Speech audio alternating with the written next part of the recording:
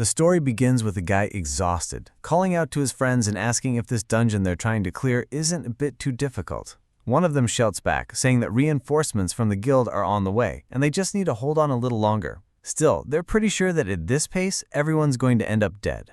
Suddenly, a man appears holding a book and tells everyone to step back. Everyone turns to see who it is, and a rain of energy spears strikes the monster. The guy who's streaming the battle says it's really him and asks the audience if they can see the Hunter of Hunters, the legendary Shinjin back, standing right in front of them. Someone watching the stream on their phone questions this whole Hunter of Hunters thing. To him, it doesn't make sense since this guy couldn't even attend his own son's graduation. Yeah, you can tell it's probably the guy's son. A friend shows up and asks why he's alone. Feeling a bit awkward, Seung-gil says everyone else is busy. The friend asks him to take a picture, and he helps while thinking to himself that it's always like this. His father is always too busy. When he gets home, he sees his mother looking tired. She's taking care of his sister, who's been in a coma for 12 years, moving her legs to keep the muscles active. Seung-gil asks why she didn't go to the graduation, and she simply answers that he should already know why. Angry, he asks why she couldn't make it. It was just one day he needed her. It seemed like everyone only cared about his sister. At that moment, someone appears behind him and tells him he's shouting too much. The boy turns around. It's his father, the formidable Shinjin Beck. He's about to ask how the man arrived so quickly, but his father simply says he's told him many times not to raise his voice at home. Seung-gil turns to leave, and his father asks where he's going. When the boy says he's going to the training hall, he reminds him once again that with his level of talent, it's impossible for him to become a hunter. It would be much better if he gave up now. Of course, that only motivates the boy even more during his training. Jo-young, the trainer, says he's more intense than usual today. The two are locked in a sword clash until Jo-young makes a move, forcing Seung-gil to step back. But the attack heads towards Jo-young, starting to wrap around his sword. In a flash, though, the man destroys everything. Poor Seung-gil doesn't understand a thing and gets pulled back. Jo-young scolds him, saying it might have worked this time if those chains of his weren't so weak. Later on at a restaurant, the trainer says he'll pay for today's meal since Seung-gil got beaten up. But Seung-gil replies that there's no point in trying to act rich when he's broke too. All he wants is for them to keep training. Jo-young asks why he's training so hard, especially since the entrance exam for the Hunter Academy was already over. Now it was just a matter of waiting for the results. But Seung-gil shouts no. Most of the other competitors had multiple skills or were returners. He screams that, with the trash skills he has, it's impossible for him to become a hunter, and if he wants his father to acknowledge him, he can't afford to sit around and rest. Jo-young looks at him and says that this just proves he should give up. Outside, under the rain, a reporter is broadcasting, saying that it's been 100 years since monsters first appeared, and decades since these disgusting creatures started disguising themselves as humans. They claim to be returners who belong to this world, but that's just a lie to fool everyone. According to him, all these freaks should just go back to the hell they came from. While the man is giving his speech, Seung-gil is standing there, his phone buzzing.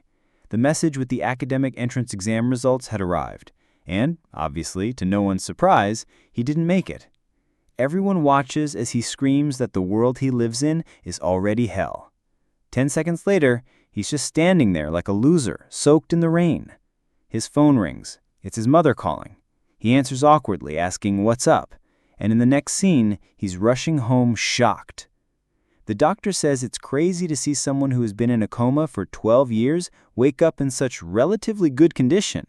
His mother turns at him, crying, and tells him to say hi to his sister. You can already tell. This sister who has been in a coma for 12 years is probably going to wake up with some insanely overpowered ability, making things even worse for him. Sometime later, the mother says that Sorium, the sister, is feeling a bit anxious, so they'll need to stay close to her so she can start getting used to everything. She asks Seung-gil to take turns helping out, but he says he's got a lot to do. Just because he graduated doesn't mean he has all the free time in the world.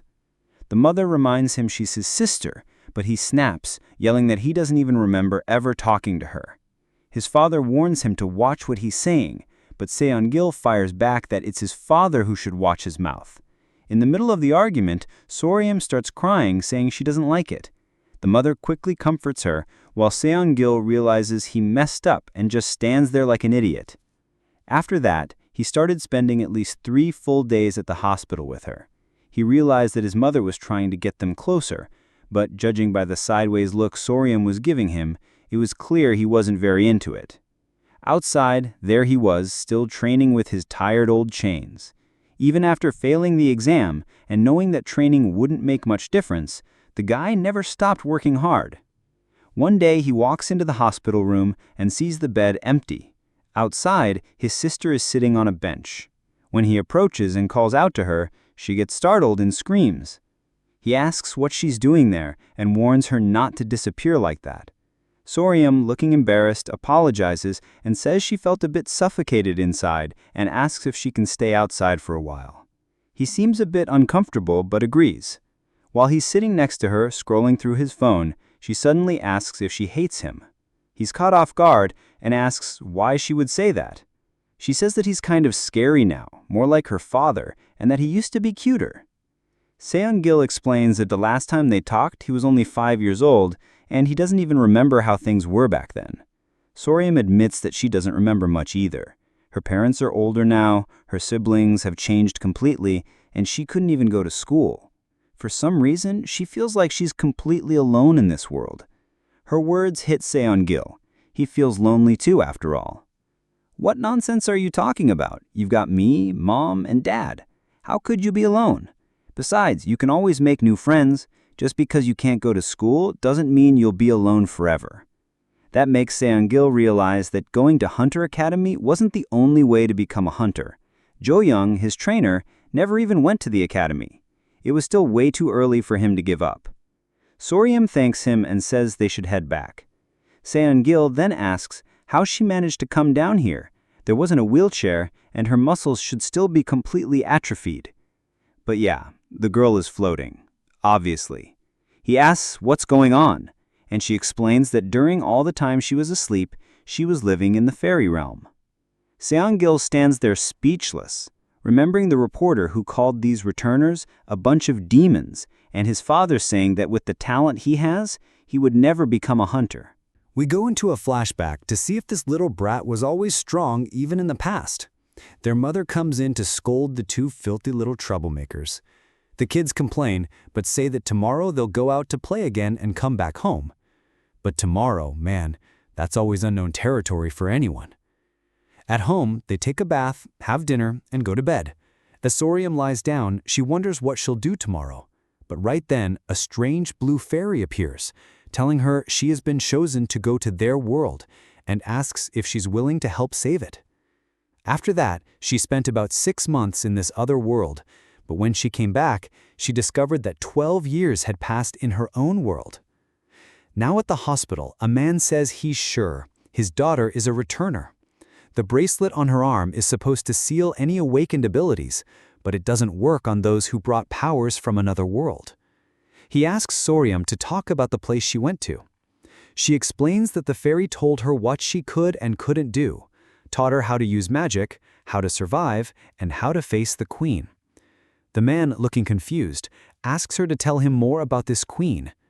Sorium says that the queen was an evil ruler of that world, and the deal was that if Sorium could defeat her, she'd be allowed to return. The man asks if she returned after killing the queen, but Sorium shouts that no, she solved the conflict through talking and didn't learn any dangerous magic. The man, however, says that none of that matters. The power of returners is always dangerous because most of them become strong enough to save an entire world. That's more than enough for him to be sure her power exceeds even S-rank hunters. On top of that, it's common for the abilities of a returner to differ from the ones they used in the other world.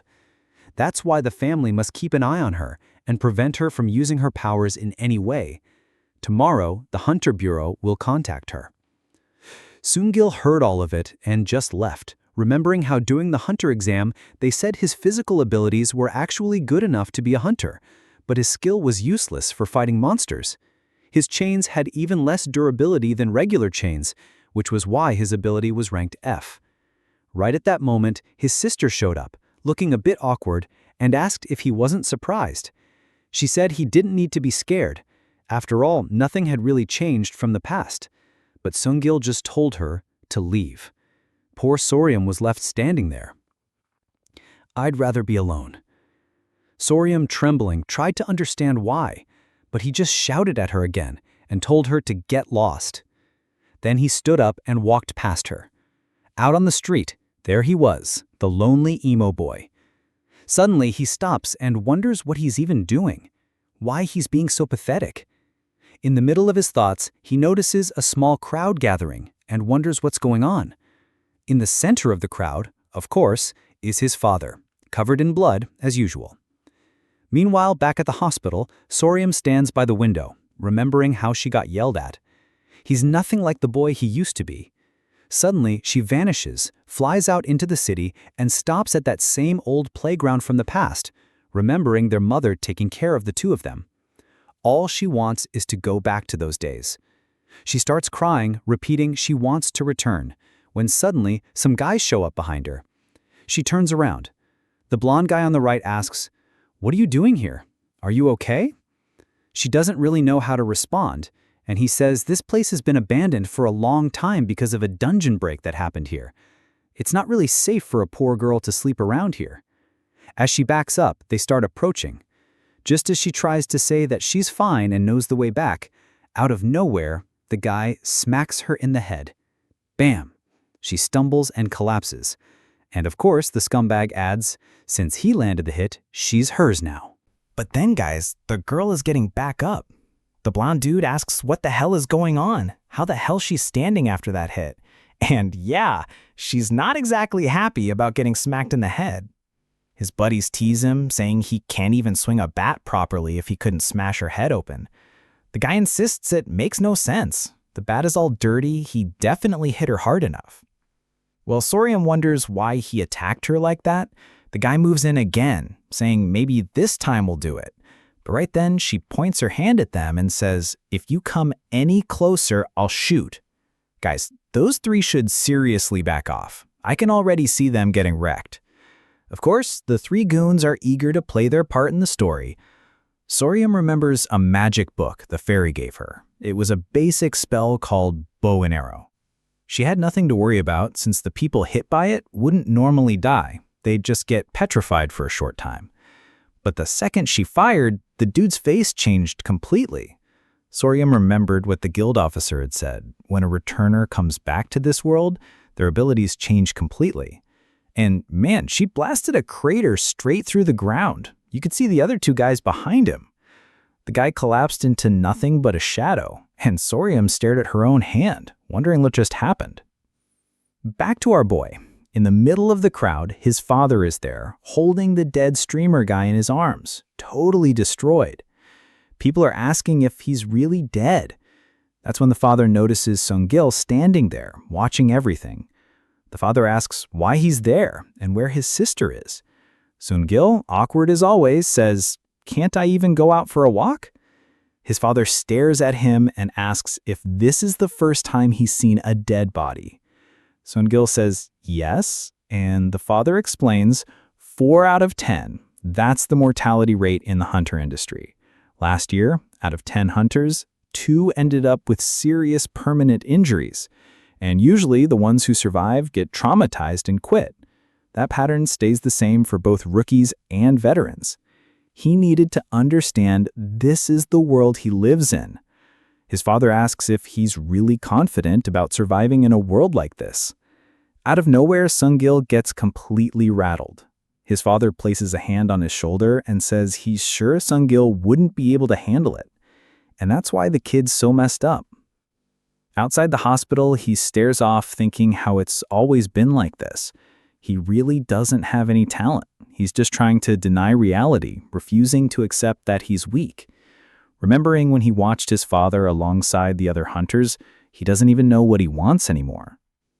While wondering whether becoming a hunter is truly what he wants, he sees his sister flying above. He approaches, uneasy, and immediately notices she's covered in blood. Yep. She's definitely her father's daughter. He tells her to come down, asks if she's hurt and what happened. At that moment, Sorium flashes back to what the man said, that her abilities could be dangerous. She starts repeating for him not to come closer, while Sung-gil is completely confused.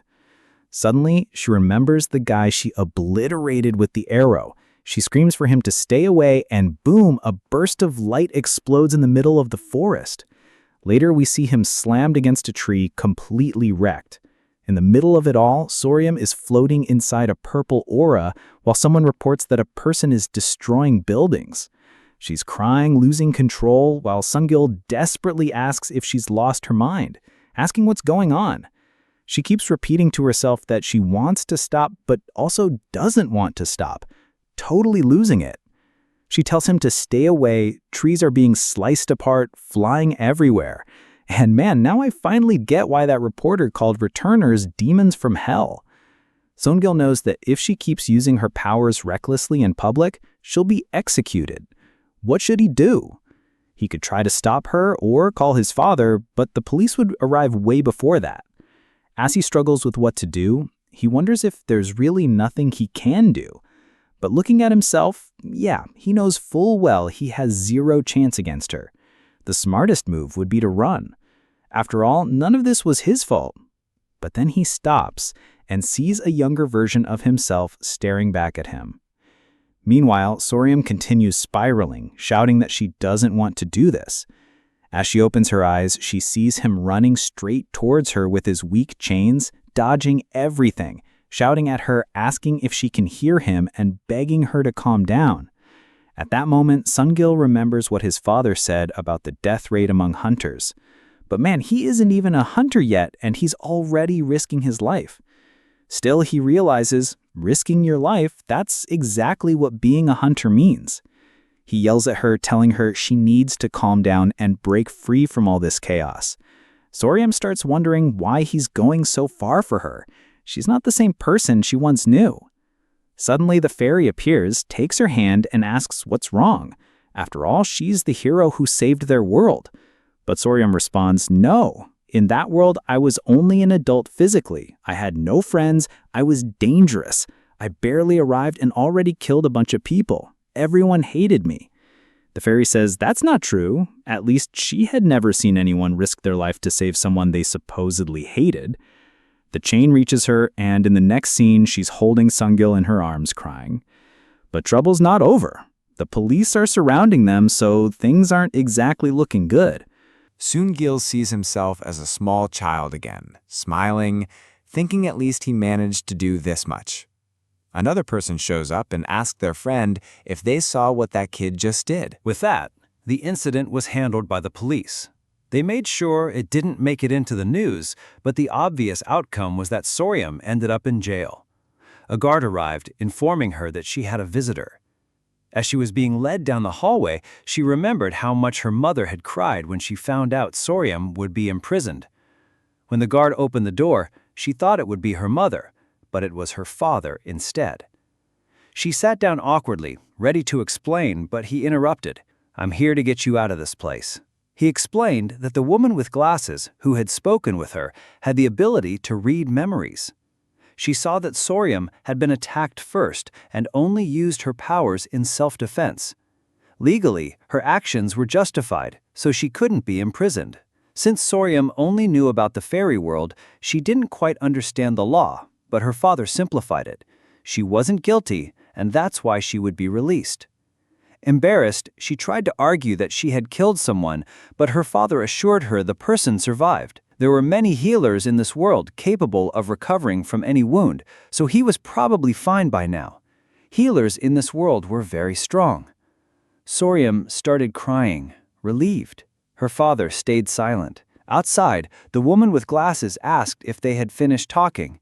He said yes. She explained that since he couldn't pay the hospital bill, he would face some consequences. He replied that it was fine and was relieved it would end like this. The woman told him not to worry, as everyone there owed something to the great hunter Shin Jinbek. But she asked if he was sure about what he said, because the person Sorium attacked most likely died. Shin Jinbek said that maybe when Sorium learned the truth, she'd be more emotionally stable. The woman agreed and handed over a document to his daughter. Suddenly, he frowned and asked who had sent it. Meanwhile, Sungil was already back at training. His special skill involved throwing a chain to grab a can. He was training in front of a man who wasn't impressed and asked who this crazy kid was. Coach Jo Young said he didn't know either. The man told them to continue what they were doing.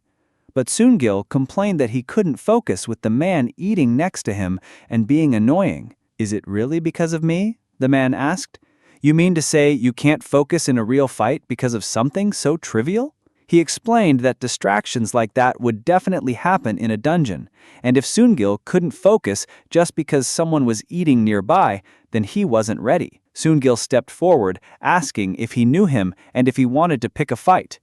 He was about to argue about how much he'd practiced, but the man stood up and said, "I admit you have good physical ability, but your proficiency is terrible." Before Soon-gil even realized, the man was behind him. He explained that the chains Soon-gil created with his energy were terribly inefficient because they constantly drained his mana and lacked precision. Professionals used minimal energy. Then, grabbing 5 chips, he demonstrated. With one throw, he pierced all the cans while keeping the chips intact. He asked if Soon-gil understood, and of course, Soon-gil was shocked. As Yo-young wondered who this man was, he approached Seon-gil and said that Seon-gil didn't even know his true ability. He took out a scroll, an artifact that summons returners, and asked Seon-gil to touch it with his chain. The moment the chain touched, the scroll dissolved. Now I get it. Do you remember what happened at the hospital? When your chains touched your sister, they completely erased her powers. In other words, you have a never-before-seen ability to seal returners' powers.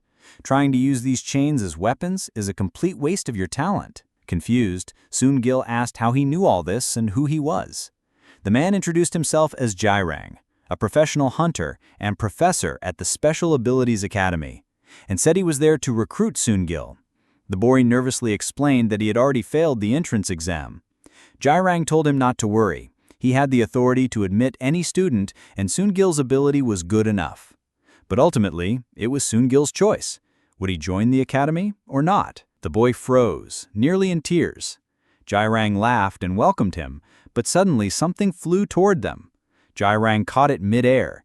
It was that document, and behind it came Shin Jin-baek, furious, demanding Jairang explain what he was planning. "That's what I should be asking you," Jairang fired back. As Shin Jin-baek lost his temper, Soon-gil was completely confused. Face to face with Shin Jin-baek, Jairang said the more he saw him, the more he realized how old and wrinkled he was becoming. "What is that?" Shin Jin-baek asked, ignoring the provocation.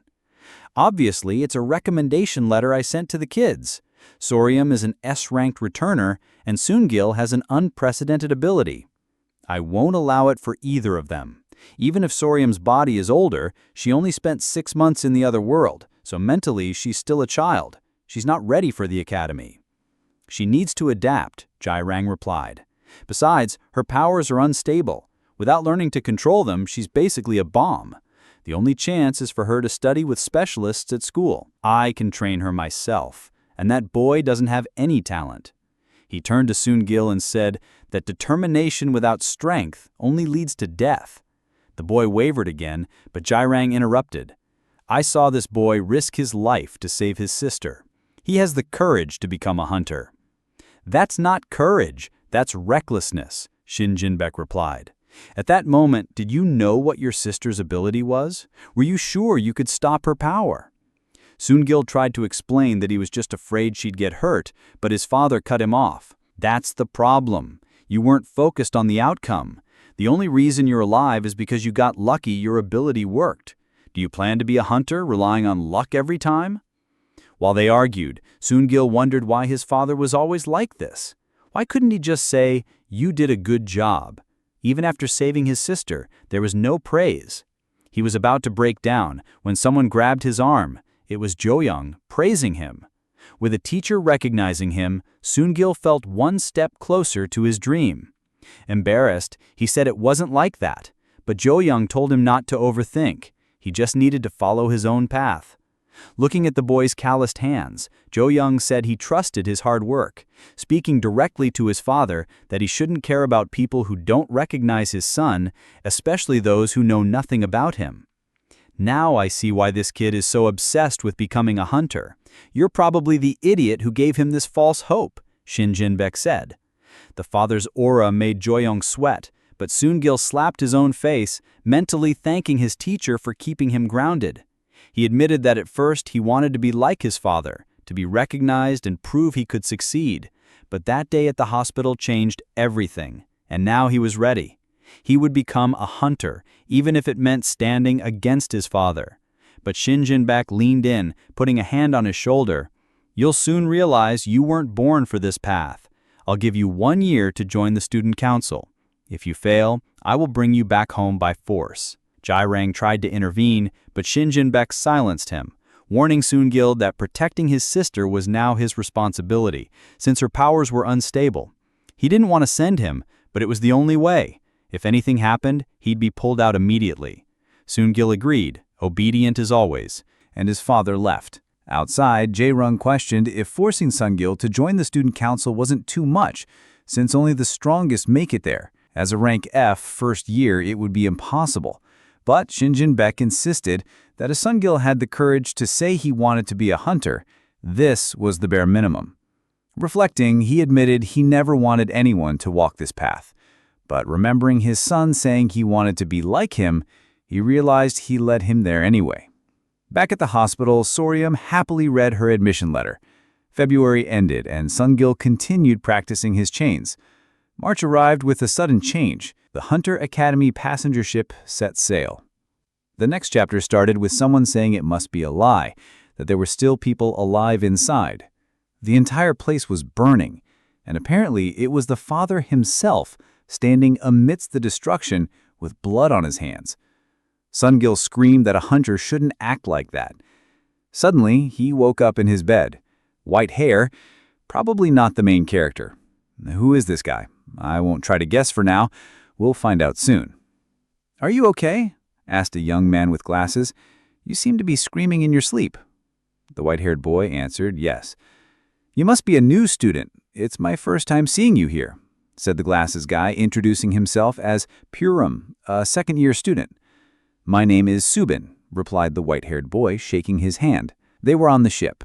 The siblings were looking at a box full of supplies, confused about why they were receiving so much stuff. Turns out it was the boy's luggage. He had basically stolen a bunch of things from his father. Suddenly, Soryum stood up and said she'd go look around. Her brother told her not to go alone, but she replied she'd call if anything happened. She knew the room number was 105, and then left. The poor guy didn't even realize he was basically raising a child. He looked out the window, thinking the important thing now was figuring out what to do next. Meanwhile, there was a blonde kid out on the deck, talking about how this new life at the academy would be full of encounters. He needed to make friends with strong people to make life easier. But that was exactly the kind of naive thinking a newbie would have, and that's why Purim was acting like that. The others next to him were wondering what this crazy guy was talking about. The blonde returned to normal, saying it was good to socialize, but next time they should bring a girl, and a beautiful one at that. The glasses guy apologized, saying that this crazy guy, Odin, was a bit of a womanizer. Odin complained that he'd been looking around and still hadn't seen anyone. But then, who did he spot? Right, Soryum. She was feeding birds, a bit sad that they weren't taking her snacks, and suddenly dropped the bag. In that very moment, Odin appeared, caught it in midair, and handed it back to her. She thanked him shyly. "You couldn't attract any birds, but you managed to attract someone else," he said. She was a bit confused, while his friends wondered if it was safe to leave this guy alone. Purim commented that at least she wasn't running away. That was progress. Many people there had participated multiple times. The only requirement was paying a ridiculously expensive fee. Sun-gil said that made sense, since anyone who graduated wouldn't need to worry about work for the rest of their lives. But remembering the burning hunter, he added that not everyone deserved such a qualification. Purim glanced around, wondering where Odin had gone with the girl. He decided to follow because this guy clearly wasn't right in the head. In the next scene, they were already in the room. She brought Odin to meet her brother, or more like she brought him in to report him. She immediately told her brother, "This weirdo was following me. He kept asking if I had a boyfriend and even touched me." Instantly, the others saw the poor guy being kicked out of the room. He tried to talk to Sun-gil, but Sun-gil was already beating him up. Jae-rung stepped in to help, while Subin sat nearby, not understanding what just happened. It seemed that later, Sung-gil explained about Soryum's 12 years sleep, and the guys apologized, saying they didn't know. Sung-gil said it was fine and even apologized for hitting them. Purim mentioned that he and Subin should be about the same age, greeting him, but Sung-gil replied indifferently. Later outside, Purim asked if he was in the hunter department. Seung-gil confirmed. Purim wanted to know if there was any hunter he admired or looked up to. Seung-gil said not really. His father was a hunter, so that influenced him a bit. Then Purim realized his name was Seung-gil and asked if he knew Shin Baek. Right then, Subin's eyes widened. Of course, as we suspected, he knew who this guy was. The moment Seung-gil said, "Yeah, that's my father," Subin froze, while the others were shocked, saying they were fans and all. But Subin remembered very well who Shin Baek was, and now he was sitting face to face with his son. That's it for today's chapter. If you enjoyed it, don't forget to like, subscribe, and hit the notification bell for more manhwa recaps. See you in the next one.